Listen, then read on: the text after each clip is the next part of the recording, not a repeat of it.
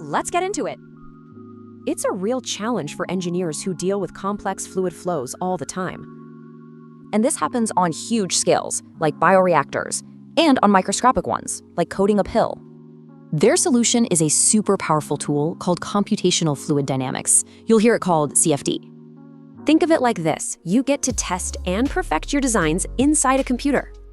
And yeah, it's become an absolutely essential part of modern engineering. Okay, so how does it actually work? How does it make invisible things visible? First, you build a digital model, then break it into a mesh of tiny cells and solve physics for each one. All right, let's see how this works with a real-world problem: designing better bioreactors. These are massive tanks used for fermentation, where getting the mixing just right is everything.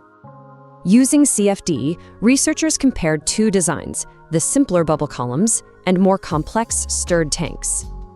A key performance metric here is mixing time. Faster is definitely better for the final result. The results? Well, they were pretty clear. Bubble columns were way more efficient mixers. CFD showed that the chaotic flow in the bubble columns was actually a huge advantage for mixing.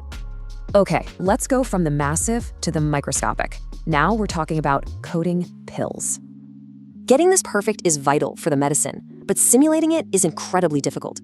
So, researchers developed a new, much more efficient CFD model to tackle this problem.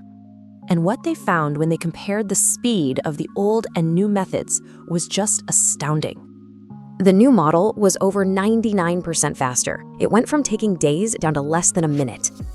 So why does all this matter? Well, it means faster innovation, smarter designs, and just better products. It turns these complex hidden behaviors into data you can actually use. It really makes you wonder, what breakthroughs are just waiting for us to see them?